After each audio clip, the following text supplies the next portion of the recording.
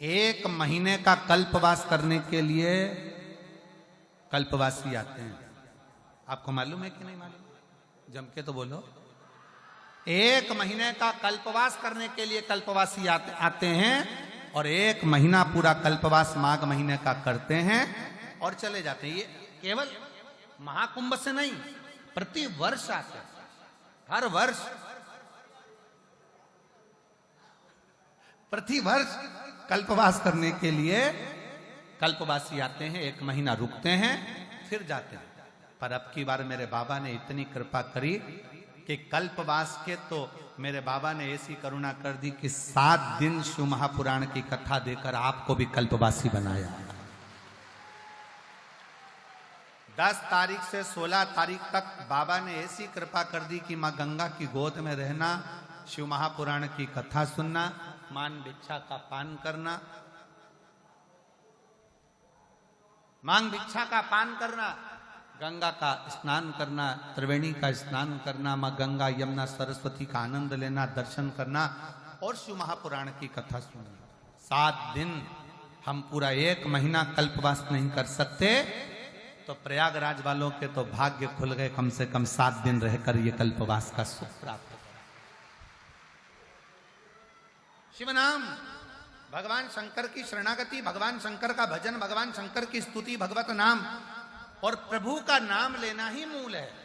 कल्पवास का मतलब ही क्या है? परमात्मा का भजन करना, नाम लेना, स्मरण करना, उनके नामों का उच्चारण करना, प्रभु नाम में डूबे। और शंभु शरणे मांगू घड़ी रे घड़ी, दुख काटो दया करी ने दर्शन आपो। शंभु शरणे पड़ी मांगू घड़ी रे घड़ी, दुख काटो दया करी ने दर्शन। भगवान शिव के नाम का उच्चारण, भगवान शंकर की भक्ति, भगवान शंकर का मंत्र जाप, स्मरण करो। 7 दिन रहकर भगवान की भक्ति में डूबे। घाट पर ज्यादा भीड़ हो ना, ज्यादा भीड़ हो, बिल्कुल जब सब भीड़ चली जाए, गंगा यमुना मैया अकेली रहे, तब शांति से चले जाओ, स्नान कर कर आ जाओ। भीड़ वाली जगह पर अपने को जाना ही नहीं। नहा रही हो ना, शिव पुराण की कथा चल रही है, सुन रहे हो ना, पास में गंगा है तो वहां स्नान कर लो, यमुना जी वहां स्नान कर लो, सरस्वती जी वहां स्नान कर लो। कोई जरूरी है कि त्रिवेणी के घाट में जाकर नहाओगे तो ही पूरा पुण्य मिलेगा? पूरा प्रयाग त्रिवेणी है, पूरा प्रयाग त्रिवेणी है, जहां स्नान करते बन जाए वहां कर, पूरा प्रयाग।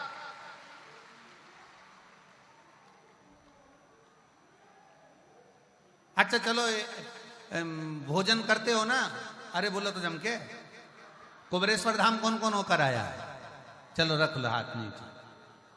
इतनी बड़ी थाली कुबेरेश्वर धाम में, अब हमें यहाँ का तो नहीं मालूम, कुबेरेश्वर धाम में इतनी बड़ी थाली, 1 खन 2 खन 3 खन, यहाँ चोकर वाला खन और यहाँ खन। अब कोई जरूरी है कि व्यक्ति चावल इधर ही देगा? उसका मन पड़ गया, चमचा चल गया, चावल यहाँ भी दे सकता है। हो सकता है दाल यहाँ की जगह यहाँ दे दे, हो सकता है रोटी यहाँ की जगह यहाँ दे दे, खीर यहाँ दे दे, कोई उसका मन देने वाले का कोई जरूरी है? और तुम कह भी रही हो कि हमको यहीं जाना है, यहीं जाना है, यहीं जाना है, तो परसने वाले ने कह दिया गुलाब जामुन खा ले, रबड़ी खा ले, कुछ भी खा ले, जाएगा तो पेट में ही। उसी तरह तुम प्रयागराज की भूमि पर आए हो तो ये निर्णय लेकर मत आओ कि नहीं मैं तो संगम में ही नहाऊंगी, मैं तो संगम में ही नहाऊंगी। अरे गंगा यमुना सरस्वती तीनों बह रही है और पूरा प्रयाग त्रिवेणी का घाट है, कहीं पर भी स्नान कर, कहीं पर जिद से नहीं।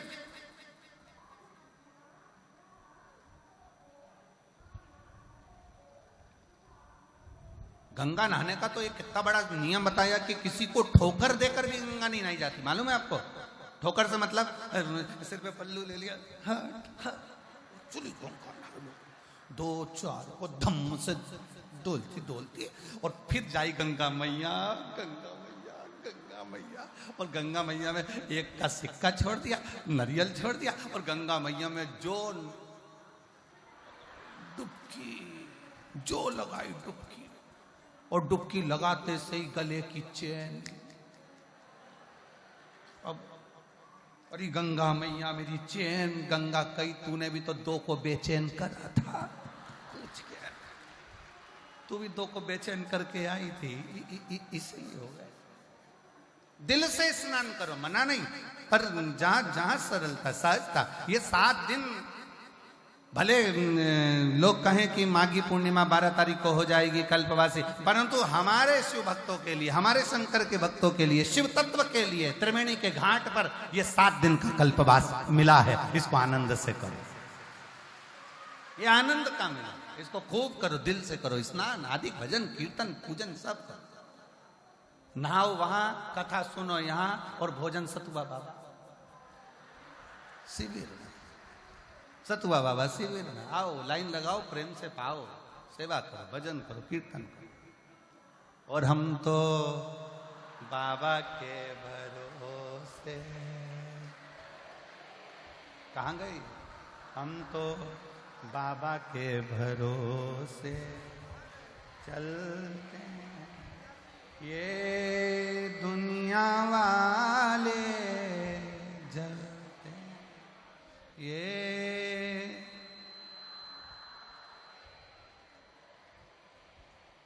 हम तो बाबा के भरोसे, हम तो बाबा के,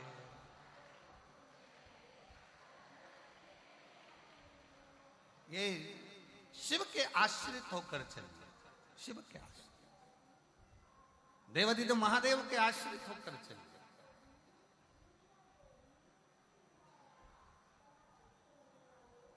बाबा ने हमको चलना सिखाया, बाबा ने हमको चलना,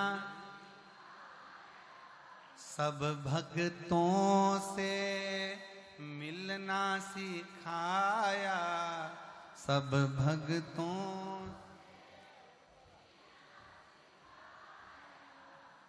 हम तो सीना तान के,